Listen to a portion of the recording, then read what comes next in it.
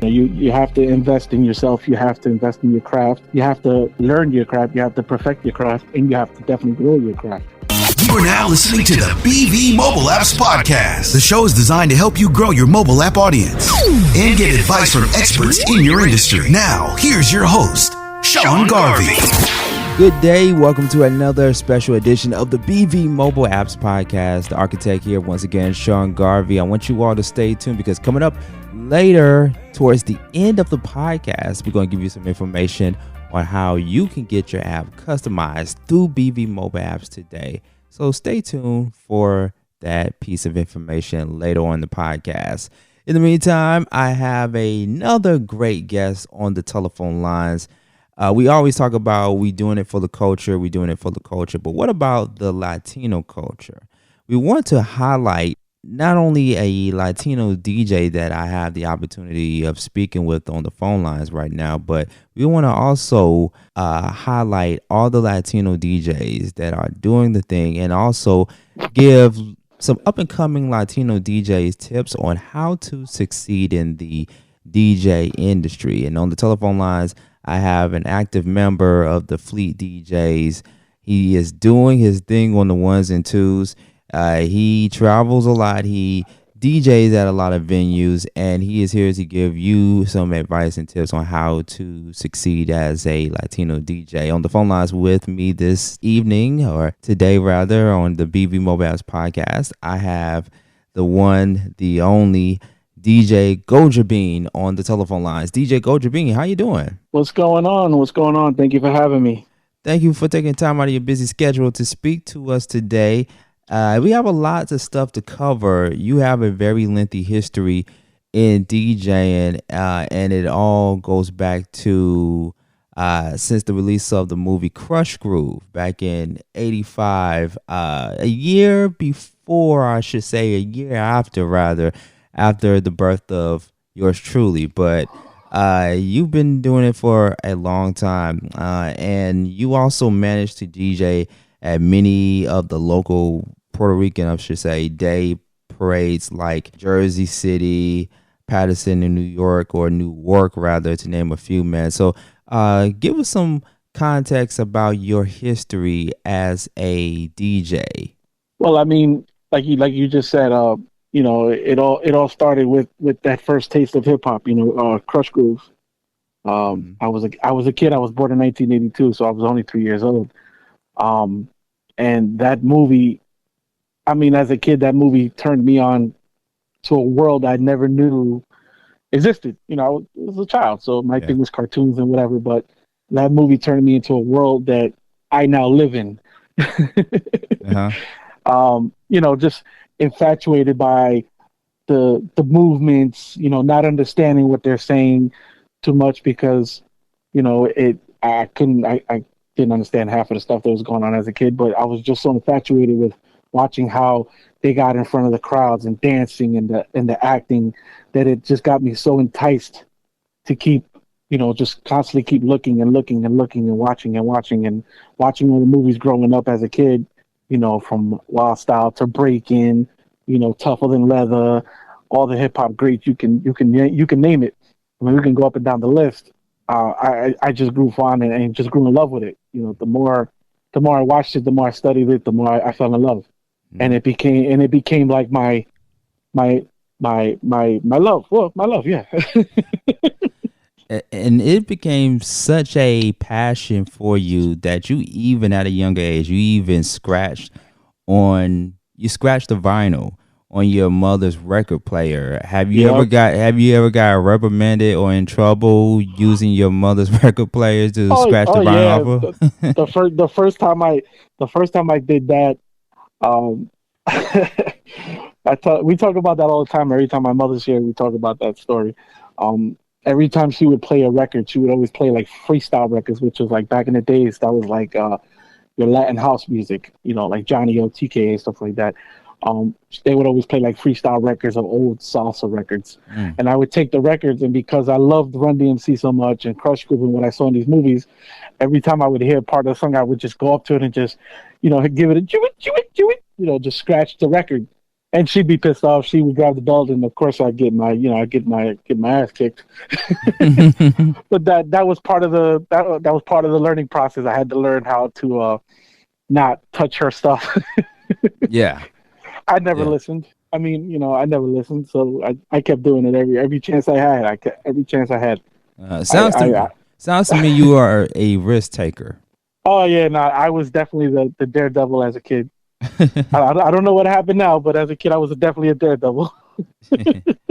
But fast forward to now, like I said, you perform at many venues, many parties. You are an active member of the Fleet DJs, matter of fact, and you Yes, sir. also are on Latino Medal Radio and Fleet DJ Radio. And now you're here helping to give aspiring Latino DJs tips on how to succeed. I do Yes. want to ask you. Speaking of the Latin culture, what does the Latin culture mean to you as a DJ and just to the art form of DJing? That's a two-parted question, and I'm going to Yeah. repeat it again. What does the Latin culture mean to you as a DJ and to the Latino community as far as the art form of DJing?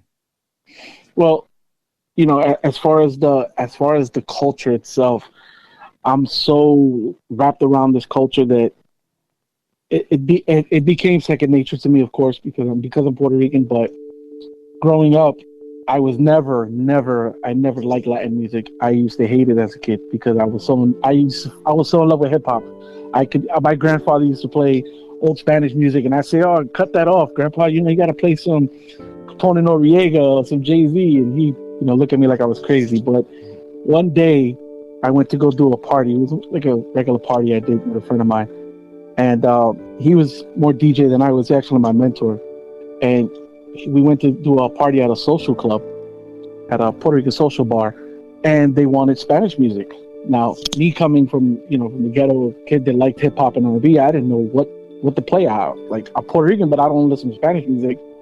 But I had a couple CDs that I took from my mother, and I was like, all right, well, let's give it a go. I put one CD on an old Walkman, because back then you didn't have all these fancy controllers. Back then it was a CD player that you had to put the two AA batteries with the headphone jack, into the mixer. And I put, one song on, and I started seeing the reaction, the people dancing, the people, just having a good old time, smiling, nobody's fighting.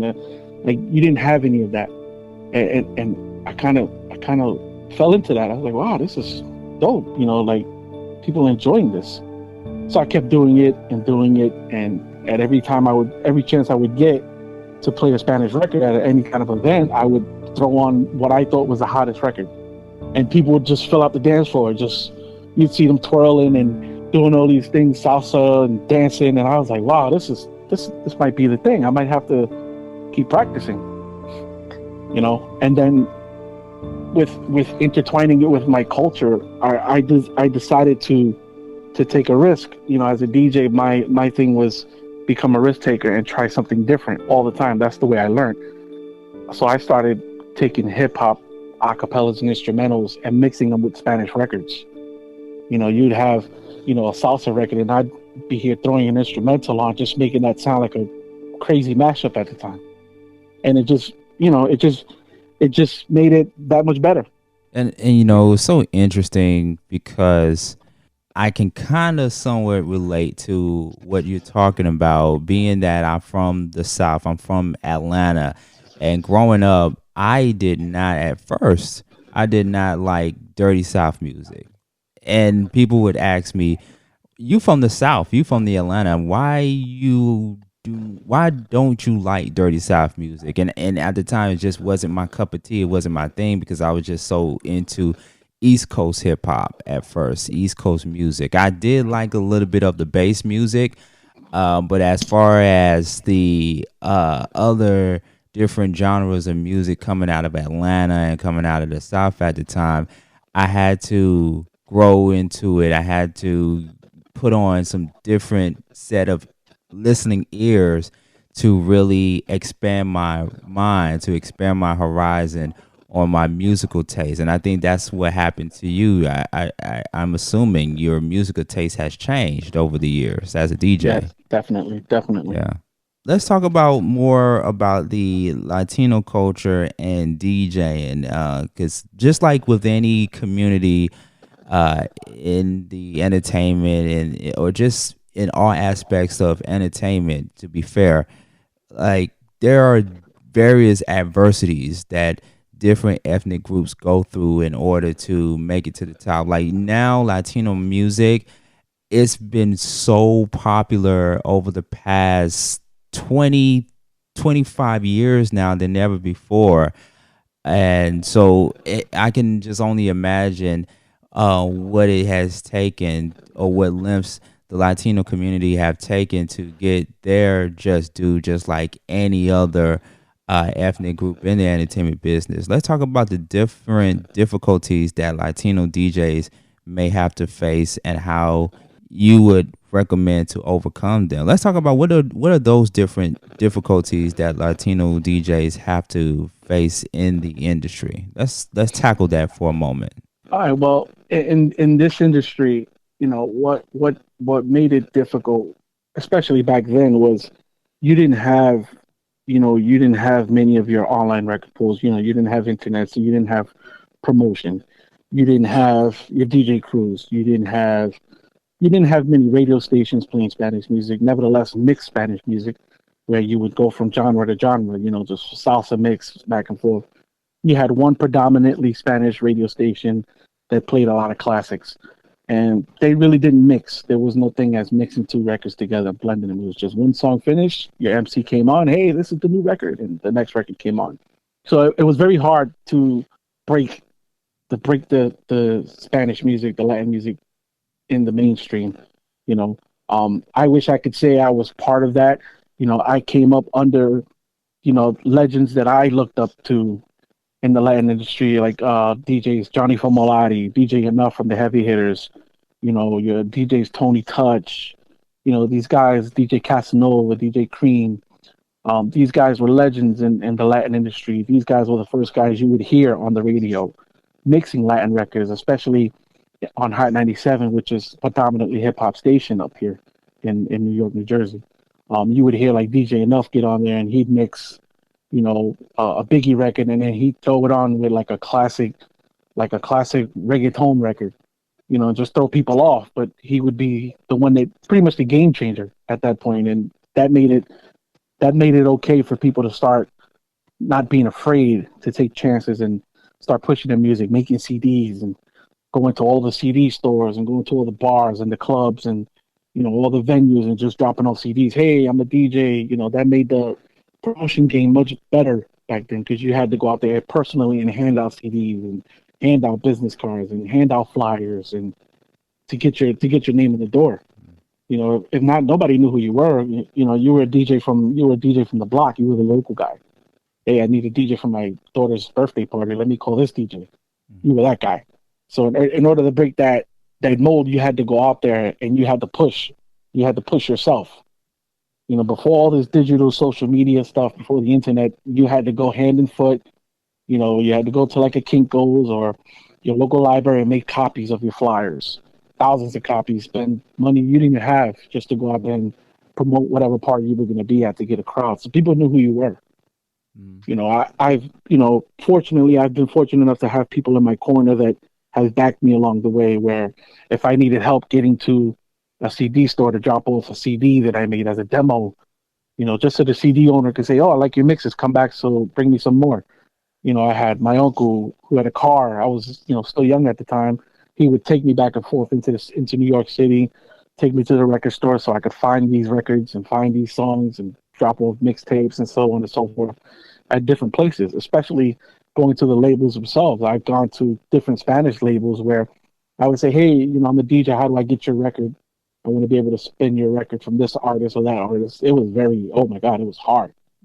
It was so damn difficult because I was a kid, so nobody was going to look at a 12, 13-year-old kid walking in here talking about he wants music. What are you doing? You're not a DJ. You're not serious. It was very hard. Yeah. I mean, but it took a long time, a long a lot of development. I went through several name changes, several changes in life. I mean, up and downs, a lot of downs to get to where I could say that I'm comfortable at right now. And what about, just to backtrack a little bit, what about the flyers and the business cards? You had to do all of that before social media came into place. Do you still do that? Do you still have to send the followers your flyers? Do you still have to do that, post flyers, Oh and yeah. you still have to do that to this day? Okay. Now more than ever, because now it's a now it's a dog eat dog world. Now Yeah. it's either you kill or you're gonna get killed. That's the way I look at it. That's the way I always say it. You're either gonna be hungry or you're gonna starve. You know, if you don't go put yourself out there and step in the arena like they say, you're never gonna get nowhere. You're gonna be the same, guy that they call for those. Hey, come do my baby shower. Come do my daughter's first birthday. You'll never be the guy that they call. Hey, I need a DJ on the radio station because this guy can't make it, or come to this club night because this guy can't. Nobody will know who you are. Yeah. You have to invest in yourself. You have to invest in your craft. You have to learn your craft. You have to perfect your craft, and you have to definitely grow your craft. You know, um, I've worked with artists coming up in the day where I was doing these events and these festivals. I had to learn what was, promotion. I had to learn what was marketing. I had to learn what was scheduling, and I had to learn how to manage people because I had never dealt with this ever in my life. 18 years old, I was managing a full Puerto Rican Day Parade festival for 3 days, where I had to call artists, find artists.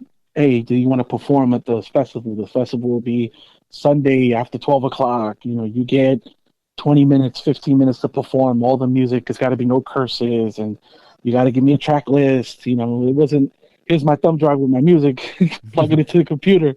You had to bring me a CD, and you had to tell me what numbers to press on the CD so that way we knew the track. It was fun. It was very fun. That's how I met my wife. And the rest was history. Oh, the rest is history. Yeah. I mean, I could go on and on about things I've learned, things I've done, things I've seen during this. That you'd be like, wow. Yeah, but how would you go about recommending someone who may not be where you are at right now and want to get there, but how would you recommend them to overcome those adversities as an aspiring Latino DJ? I would say don't give up. Like, don't be afraid. Don't be afraid of hearing no's. Don't be afraid to take a chance. There's always going to be somebody out there for you. There's always going to be that event for you. There's always going to be that artist for you. There's always somebody out there for you. So there's no reason for you to be afraid to take a chance. That's something I wish I could say to myself when I was younger. Like, back then I was very timid. So I was a little nervous about going up to an artist that I liked and getting their autograph. I would always just say, "Oh, that's so and so." I see them from far, just wave at them. I'd say, don't be afraid. Don't be afraid to take that chance. The worst thing that anybody could ever tell you is no.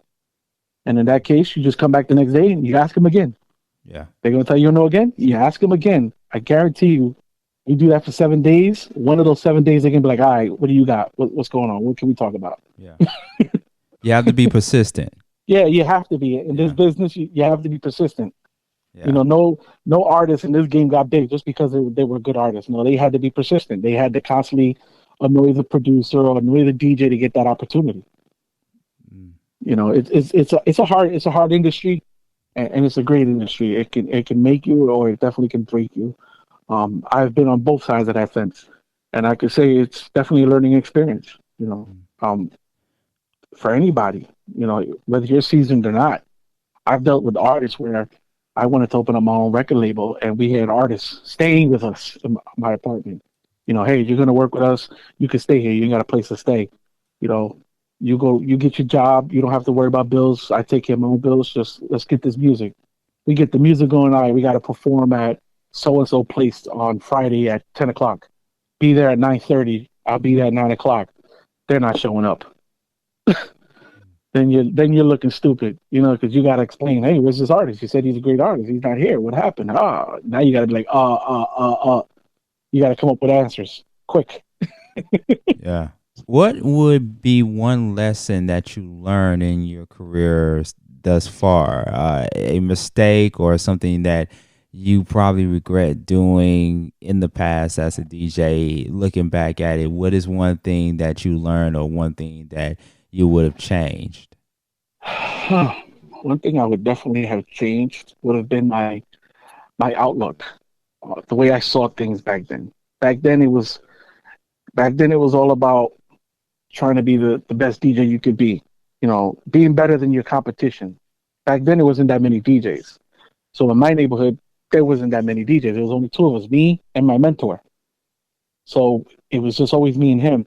And he would always tell me, oh, if you want to make it, you got to be better than the guys you hear on the radio. You want to be like Funkmaster Flex and DJ Enough, you got to be better than them. You got to practice harder.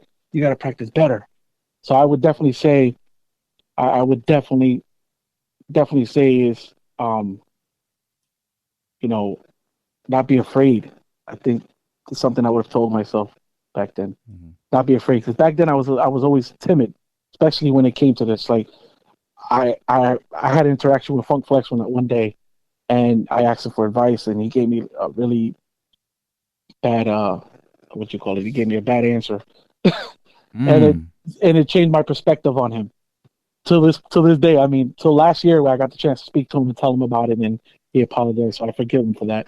But it was crazy. Like I've met artists and DJs that I looked up to, and when I had the opportunity to finally say, where I was good enough to say I want to talk to this person, instead of giving you the, oh cool, you want to talk to me, let's talk, you get the other side. Man, get away from me, don't talk to me.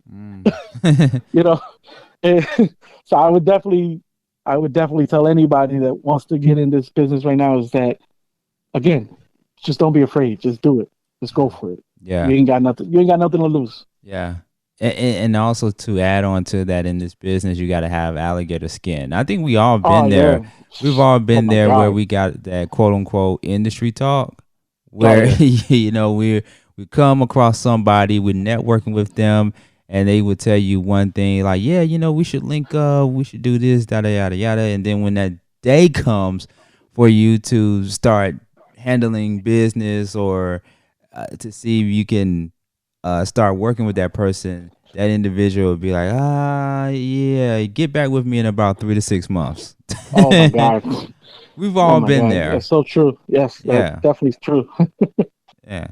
DJ Gojabean on the telephone lines right here on the BV Mobile Apps podcast with your host, Sean Garvey. And if you're just tuning in, the focus of this particular podcast is to talk about tips for Latino DJs to succeed, to overcome adversity, and to make it in this business. He is also an active member of the iconic Fleet DJs. And speaking of the Fleet DJs, I want to switch gears for one moment and talk to you about the Latino Fleet. There is a different division within the organization that is solely dedicated to the Latino community. And let's talk about it. Let's talk about the Latino Fleet. Where did that particular division come from? And tell us more about the Latino Fleet side of the organization. Well, the Latino Fleet division came about right when I joined Fleet. We're saying about 4 years ago. They didn't have a Latino division. When I came aboard to join Fleet, it was presented to me as, hey, we have this idea of starting a division. What do you think? I was like, yeah, let's do it. I mean, let's rep for the Latinos. Latinos are DJs too. There's a lot of Latin DJs out there. Let's do it. And we launched it, and it became successful. I mean, till this day, I am Latin. I am the Latino Fleet DJs manager. And how does that feel to have that title of being the Latino Fleet manager? How does it feel? It's cool. It's cool. It comes with its perks, I would say. Everybody looks at you like the higher up, like, oh, that's going to be. He runs the Latin division. He's one of the Latin DJs. Oh, it's cool. It's cool. It comes with its perks. I do like it. I empower all of my Latin DJs. Any Latin DJ that wants to join the Latino Fleet division or Fleet period, I definitely always give them a thumbs up and say, hey, give it a try. There's nothing for you to do. We're a family here. I contact all my DJs on a daily basis.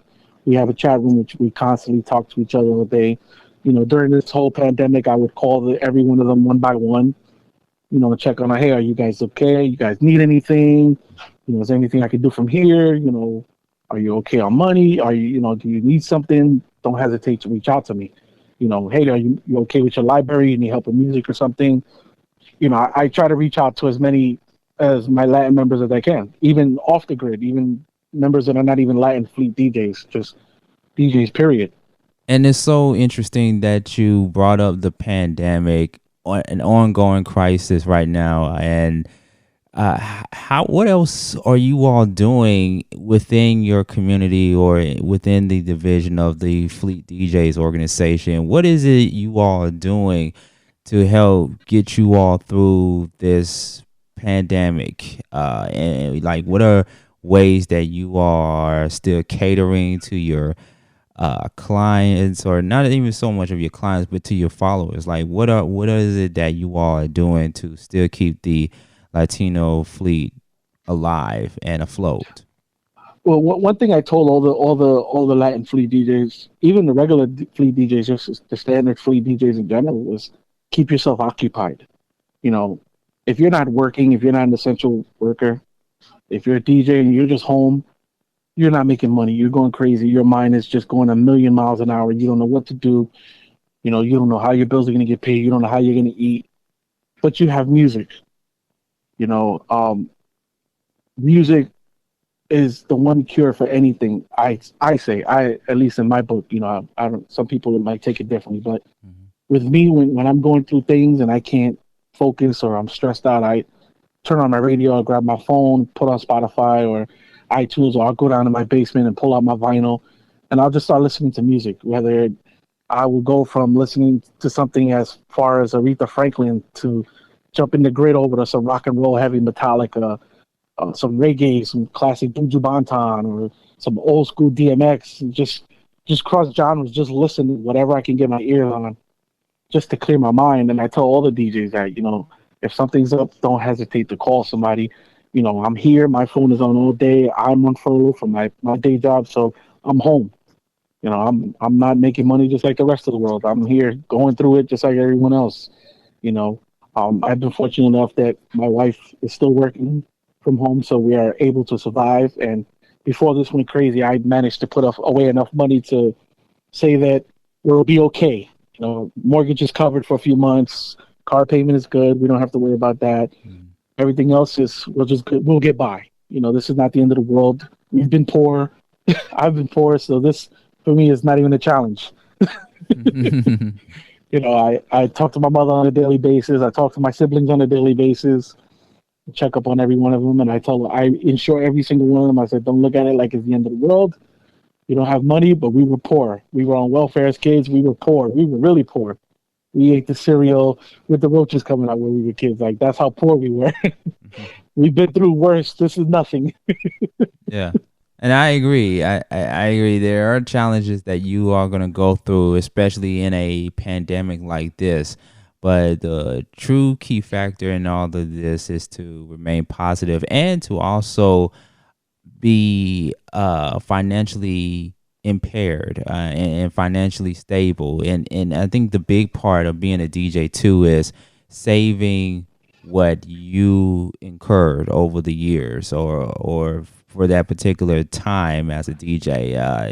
It's very important to we talked about it on the podcast before plenty of times about putting together a budget, knowing what is coming in and what is going out. Would you consider that the main priority for a Latino DJ to do, which is save money or put together a budget and be more conscious of the way you make money as a Latino DJ? Is that the main priority right now? I would definitely say, yeah, budgeting and planning. Planning is always the key, because you have to plan on what you're going to do before you do it. I thankfully have my wife for that. I don't know how to do any of that. My wife is the one that she kind of steers me in the right direction, where I'll say, "Oh, I got a couple $1,000 here extra. I'm gonna go buy some new speakers." No, honey, no. We got mortgage tomorrow, so no speakers for you this week. So she's my kryptonite when it comes to purchasing. Mm, you know. But definitely planning and budget. Don't go crazy just because you got money in the bank doesn't mean you go out there and just start blowing it all on toilet paper like everybody's been right. doing. Yeah. Don't go crazy, guys. Don't go crazy. Nah, definitely not. Just you got to think of this. I tell everybody right now, think of this as a restart. A restart in life. Where many people look at death like, oh, I'm gonna die. That's it. Whatever. I'm not gonna come back. That's a restart in life. Well, this right now is essentially like a restart. This is the time for you to get your ball game, for you to get your planning, for you to start thinking about what's going to happen when you get back to business, when you get back to work. The floodgates are going to open. Everybody's going to be rushing to make money because everybody's not making money. The whole world is at standstill. So when this is all over, you need to think about what's going to happen when they say, okay, everybody back to normal. What are you going to do? Are you going to sit behind and wait till the clubs call you and say, hey, DJ so-and-so, come to DJ this club, but I can't pay you $600-700 a night. I can only give you $50 a night. Are you going to wait for that? No, you have to think of what can I do now to ensure me that when this is over, I'm going to be even better. Well, you have the internet for one. Thank God for that. The internet is a powerful tool. Use it to your advantage. Learn something that you would never think in your mind you would ever learn. Pick up a trade, pick up a business. You can learn on the internet. YouTube University is the greatest university in the world, and it's free. You don't know how to do something? Learn. Like I had a light bulb that went dead in my house, and I didn't know why the light switch wouldn't work. I YouTube light socket is not working. I learned how to shut the power off and disconnect that electricity and put a new light socket in place. I'm not handy at all. I'm not handy man. I can't do any of that. But I've learned to do that stuff. I fixed the wall in my bedroom. I painted the whole house in a matter of a couple of days. Think of something. I started going back to school. I went back to school already. I'm doing online courses for business, IT business management. So I'll be done probably when this pandemic is over. Yeah. And I'm doing it every day, learning that. And then focusing more on my DJing business, learning different genres of music that I've never played. I've never DJed Bollywood music. I made a Bollywood mixtape the other day. Mm-hmm. Country music. I also manage 3 of Fleet DJs radio stations. I manage Highland Radio, which is a country station, Stem Cell Radio, which is a rock station, and Latino Mundial Radio, which is a Latin station. So I'm constantly looking at the Billboard charts, the Hot 100 charts, what songs are popping, what songs are not. I'm looking at the blogs, I'm looking at the sites, I'm looking at social media, see which artist is on the rise. Right. Connecting with these artists now and say, hey, I run a station. Let's get your song. Let's get it in rotation. Here's your budget plan. Can you afford this? Let's come up with a deal somehow. Yeah. Smart move. You got to have more than one. You got to have more than one hustle. That's my thing. I've always said that. Even before this pandemic, you got to have more than one hustle. That's true. That is absolutely true. DJ Gojabean on the telephone lines, Fleet DJs. We're still talking about tips for Latino DJs to succeed. Who else is involved in the Latino Fleet division? Who else is involved?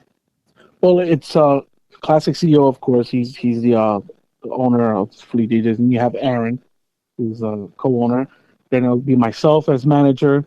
I would have DJ from Sparks as my assistant manager, along with DJ XTC up in Canada as my assistant manager, along with about 12 DJs that we have on roster. We had more, but a lot of the DJs didn't take advantage of what was in front of them. What opportunities they had. They kind of just seen it as, oh, you're not making me money, so I'm not going to be here no more, which is fine. That happens all the time. But I mean, along with all 300 and plus Fleet DJs in there, everybody always involved with the land division. Yeah. I mean, they love it. Yeah. You all got a great membership, great people.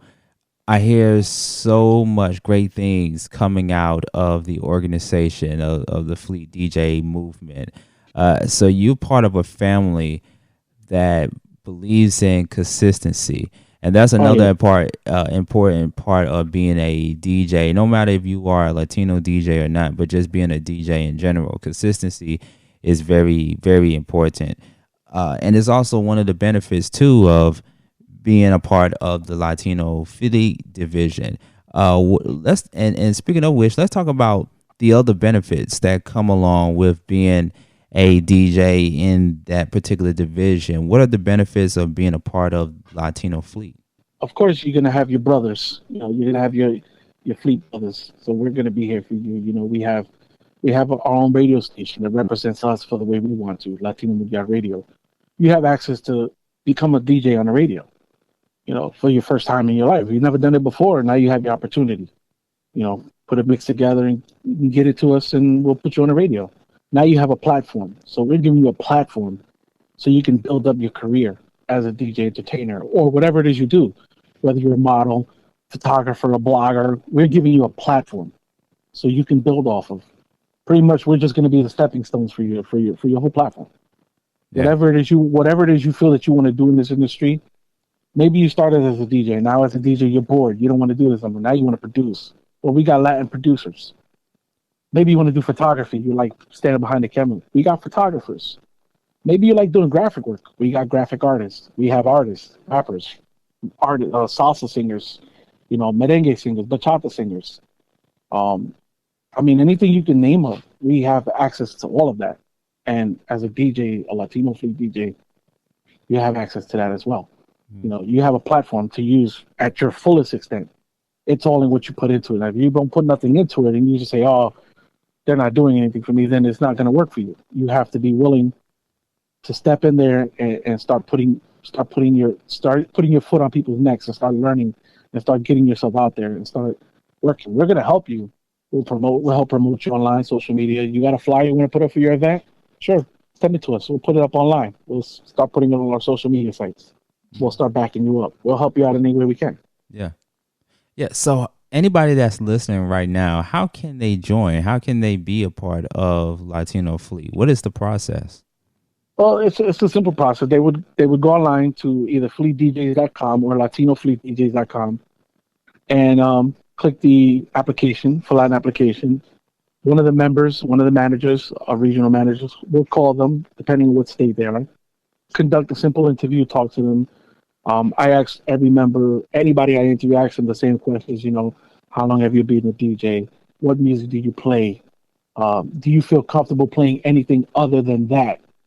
Have you ever played anything other than what you're comfortable with? You know, what was the worst thing you've ever done as a DJ? What was the best thing you've ever done as a DJ? You know, give me your top 5 records right now. You're at a party with your top 5 records you're gonna play. You know, stuff like that. Simple questions, just to see where your head is at. And the mix comes after that. Then you send me a mix. Let's hear what you got. Okay, I like your mix. You sound good. All right, you got potential. Join the team. Mm-hmm. You know, I don't make it difficult because there's no sense of being difficult with no one. Yeah. Is it? You know, Mm-hmm. and of course, social media. You can reach any one of us on social media and just say, "Hey, I want to join. What do I do?" And we can always tell you what to do right off of social media. We don't have a problem with that as well. Definitely a way to get into Latino Fleet if you or someone you know is of Latino descent and they want to be a part of the movement. Take heed of that information so you can potentially be a part of Latino Fleet as well as be a part of the Fleet DJ movement. DJ Gojabean on the telephone lines with yours truly, Sean Garvey. He has a website called djgojabean.com. That's the website, djgojabean.com. We're going to talk about that in just a few moments right here on the BV Mobile Apps podcast. I do want to know about the state of Latino music and where do you see it going now? We're in the 21st century and we see it becoming popular and very, very popular, even more popular than ever before. But as a Latino DJ, what are your thoughts on the state of Latino music now and where it's heading in the years to come? I mean, now, I would definitely say that the music has definitely it's gone into a whole nother world. I mean, you have Latin music doing records, Latin artists doing records with American artists. I mean, one of the biggest records of 2019 was J Balvin from Colombia did a record with Black Eyed Peas for the Bad Boys for Life soundtrack. I mean, they took an original record from the 90s and turned it into a big hit, global hit. I mean, music is definitely life, and it's definitely beautiful right now. I definitely see this on big screens. I mean, we just had the Super Bowl, Jennifer Lopez and Shakira. I mean, they repped hard for Latin people, for Puerto Rico, for Colombia, and for Latinos all over the world. I mean, especially J Lo. I mean, that's my girl. You know, she held it down. Yes, big shouts. You know, they're doing things I would have never imagined as a kid I would ever see. You know, we have Latin artists selling out stadiums. Like right now, Romeo Santos is a bachatero, Dominican Republic. He outsold Giant Stadium 4 nights straight. He outsold the Beatles. He outsold with these K-pop guys, BTS. He outsold, you know, Michael Jackson at MetLife Stadium, Giant Stadium, 4 times straight. He's the first artist to ever do that. You know, his music is already all over the Billboard charts. He's getting Grammys. American music Grammys are giving him Grammys. You know, so it's definitely changed. It's definitely going to a great world. It's going to a great place. You know, especially with the cross genres. You know, where everybody's just intertwining with everybody just to make good music. You have Latin artists going into the EDM world. Aoki got a record. I think he did a record with Maluma, who's from Colombia, and that's just incredible. You have female artists coming from Brazil right now. Anitta, she was on the Grammys performing with Ozuna. It's just incredible. I love it. I love watching it. I love watching it. And I love seeing the haters, you know, the people, the naysayers that say, "Oh, Latins are never gonna do this and never gonna do that." I love seeing when we're at the forefront and you can say, "How do you like that?" You know, like a stick in the mud. You know, you don't like it? Well, look at us now. Yeah, you're proving them wrong. Yeah, it's beautiful. I mean, when I first heard the Super Bowl, I was like, "What? They're gonna have Latin? Nah, get out of here!" And when it happened, I was like, "Oh my god!" I had goosebumps the whole performance. I was just like, "Wow!" You had J Lo, you had Shakira, you had Bad Bunny. I was like, "Wow, this is beautiful." You had J Balvin. I was like, "This is great. This is beautiful." They touched it on all platforms. You know, and that was great, and it's definitely going to get even bigger and bigger. I definitely feel it's going to get bigger and bigger. I would love to say they make it to the World Cup if they've already done that. They've done Super Bowl. Yeah. They've done the halftime shows. I don't know what else they could do. Is maybe perform from Mars. I don't know. You're thinking big. I like that. Yeah, I mean, hey, you got to go out as well. We're already planning on going to Mars, so they might as well start doing it now. But what more do you think, in your personal opinion, what more can Latino DJs do to not only keep the awareness alive, but to help get the Latino DJ community to the next level in the music industry? What more do you think Latino DJs can do? I would definitely say work more. The problem now with a lot of people, Latin DJs in particular, a lot of them are too comfortable in their own space. You know, you have guys that are just like, "Oh, I'm a Latin DJ. I'll just stick to DJing in the clubs," and that's okay if that's what you want to do. But you have guys that went from DJing in clubs to now they're producing soundtracks, they're producing movies, they're producing their own TV shows, they're producing concerts. You know, I definitely say do it. Give it a try. You got nothing to lose. Just go for it. Yeah. Definitely, yeah. Go for it. Let's switch gears for another moment before the end of the podcast, BV Mobile Apps podcast. And let's give some advice for the Latino artists. We talked about the DJs. Well, they are artists to some extent. But let's talk about Latino artists that want to get their music played by Latino DJs. What is the process for that and other DJs in general? Well, I would definitely say if you're an artist and you want a DJ to play your stuff, you know, learn to approach a DJ especially if a DJ is working. One thing about DJs, when we're working, we don't like to be bothered. We don't want nobody coming up to us, hey, take my USB. Can you play this song off of YouTube? It's uncomfortable, and it puts you in a bad position if it's something that you really can't play at the moment. And that's with any genre of music. That's just across the board. But as a Latin DJ, it's more uncomfortable when you have a dance floor full of people and everybody's rocking with you and they're vibing with you, and then you play something that's just totally left field. You just killed the entire crowd. You took a chance. I would definitely say just be more careful how you approach a DJ.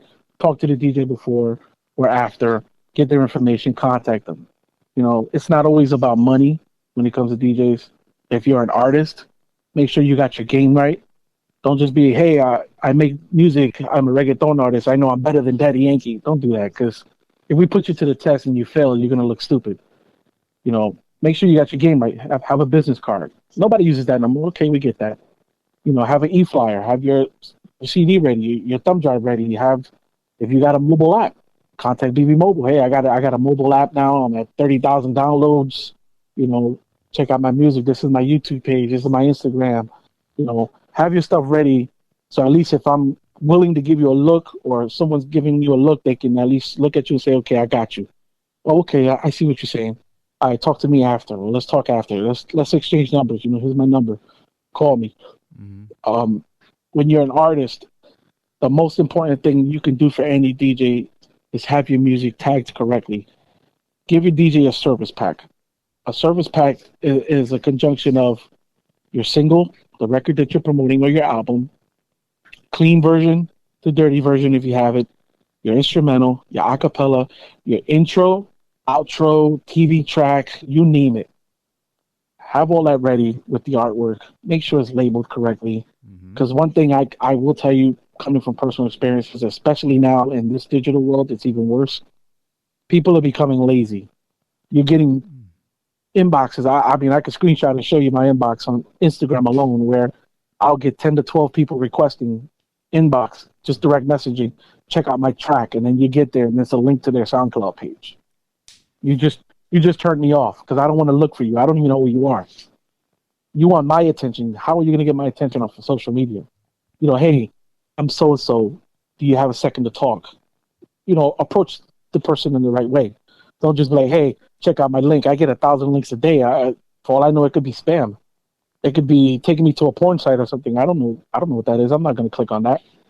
Right. And when you send the DJs the music, make sure you write the email. Hey, thank you for taking the time out, checking out my record. Here's the pack. If you need any drops, call me.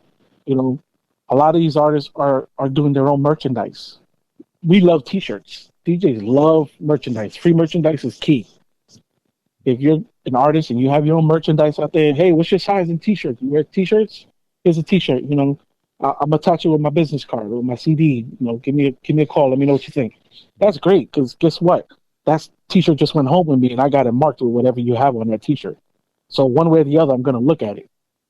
And if it has your number, I'm going to call you and say, oh, that's a cool T-shirt. Send me another one. Or how do I pay for one? Mm-hmm. Definitely brand yourself correctly and market yourself the right way. Right. So that way, when we do have a conversation about your music, we can talk correctly. And it's not just, well, you sent me this track, I load it up in my Serato or my record box or anything, and it just says unknown, a 3-minute song. Well, how am I going to know who to find? How am I going to know who to shout out? Right. Shout out to Unknown. His record is called Unknown, and it's 3 minutes long, but it's a great record. Yeah. I get those too, so I know what you mean. Oh, it's horrible. Yeah.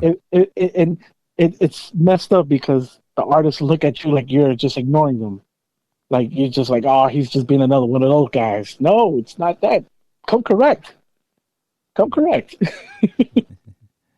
Come correct or don't come at all. Yeah, no, it's going to make you look like an ass. If you approach a DJ with music and the music says unknown master, unknown wave, like, what, is that the name of this track, Unknown? Because if that's the name of the track, okay. But if your name is unknown, that's what I'm going to call you. Your name is Unknown.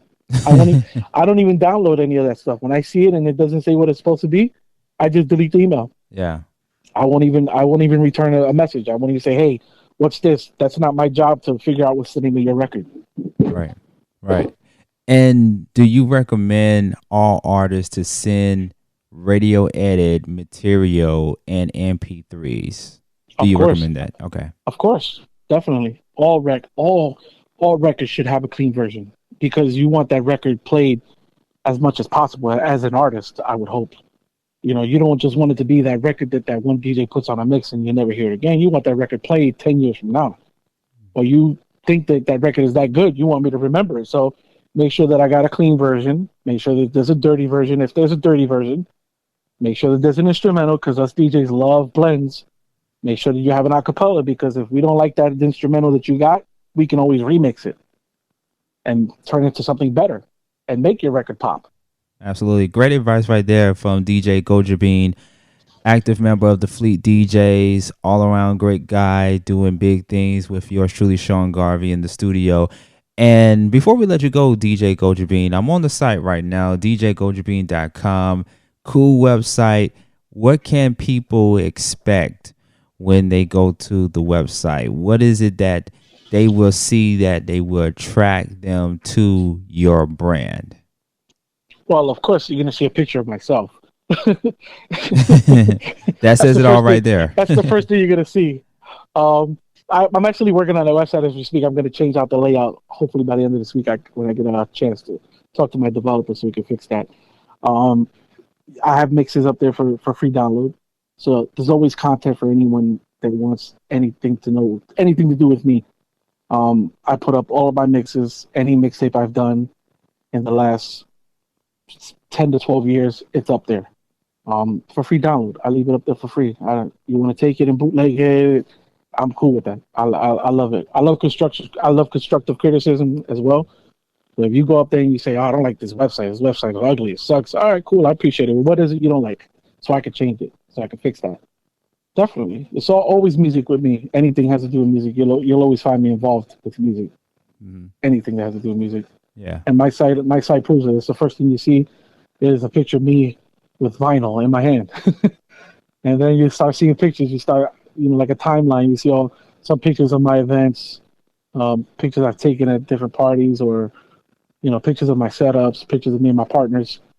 And then you start to see all the music, a couple of mixes here and there. And go to my YouTube page. I have a couple videos there. I tend to mostly not post much on YouTube because everything is on social media as far as Instagram. I'm in the beginning process of throwing all my stuff on YouTube now. So you'll start seeing more content on YouTube and maybe more live soon. Everybody keeps asking for live, so I have to go online and do a live set one day. Yeah, especially in this pandemic that we in. A lot of DJs are doing it. Yeah, I've seen it. I haven't done it. I just haven't. I don't know. It's just I'm like, I don't want to be another one. Here goes another DJ doing this online. Unless I got something really creative that I want to do. I don't want to really do it and just play music. I want to do something creative, so it would attract people and keep people entertained. Maybe like a live, almost like a live game show, like a Jeopardy with DJs. Yeah. Guess this record, and I'll send you a free song or something. A free mix or something. I don't know. Right. Haven't really thought that through yet. Yeah, you want to be a trendsetter. You want to be a trendsetter or an originator and not do. I want to be like D Nice. Take this social media and turn it into a TV show. Right. There you go. There you go. That's a great idea. Yeah. He did it. He was the first one to do it. He just opened up a door for everybody else. That is true.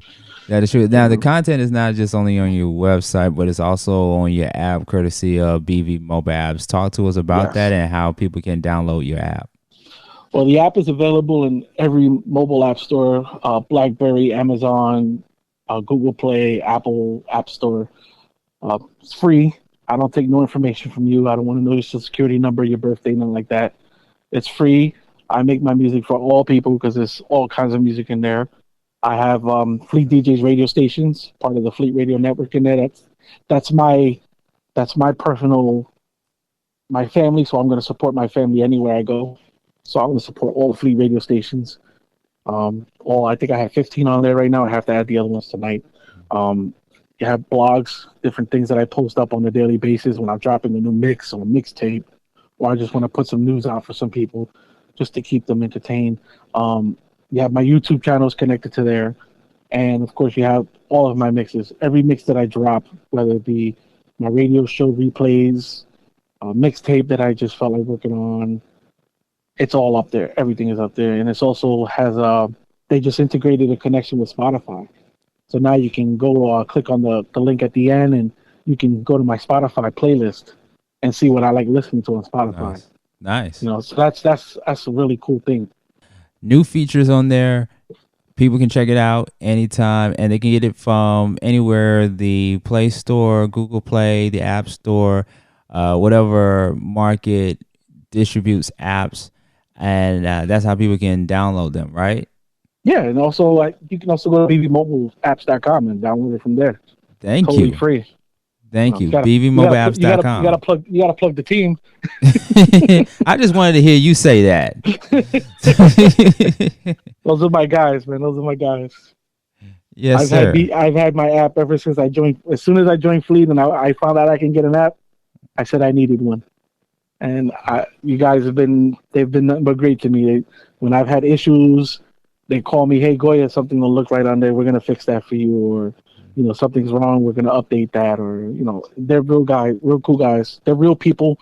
They're not fake people. You can call up the numbers, text online on the website, and send them a message, and they get back to you within seconds.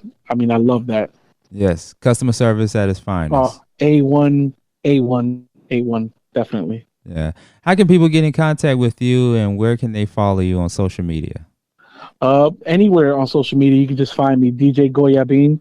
It's DJ Gojabean. Just think of rice and beans, and you'll find me. You'll find me. You can just Google DJ Gojabean, and somewhere I am, or any platform I am, whether it's on Latino Media Radio, Latino Fleet, Highland Radio, Stemson Radio, any one of my 5 radio shows that I do on a weekly basis. You find me anywhere. Just search DJ Gojabean and I will pop up. And it's Gojabean, Gojabean, Instagram, Twitter, Facebook, Snapchat, Tumblr, anywhere. Wherever you can type it, I'm there. Yeah, there you go. All right, with DJ Gojabean, thank you so much for taking time out of your busy schedule to speak to us and for providing tips for Latino DJs to succeed. We really appreciate you. Much success to you. And keep doing your thing as a DJ. I know you're going to continue doing big things. Yes, sir. I appreciate that. All right, ladies and gentlemen, this has been the BV Mobile Apps Podcast with your host, Sean Garvey. And as promised, I am going to give you information on how you can get your app customized today through BV Mobile Apps. Just simply go to the website, bvmobileapps.com. That's bvmobileapps with an S.com. And you can also send us an email and let us know what you think about the podcast today. Podcast at bvmobileapps.com. That's podcast at bvmobileapps.com. Podcast at bvmobileapps.com. And this has been the BV Mobile Apps Podcast with your host, Sean Garvey. Make sure you follow me on all social media at Sean Garvey on Facebook and at Sean Garvey ATL on Twitter and on Instagram. Thank you for tuning in, and we will talk to you the next time. Take care. It's a new year. It's a new day. We're starting it over. Starting the day. Thank you for listening to the BV Mobile Apps Podcast with your host, Sean Garvey. For more information about BV Mobile Apps, visit the website, bvmobileapps.com. Don't forget to follow BV Mobile Apps on social media at BV Mobile Apps. Tune in again next time on the BV Mobile Apps Podcast.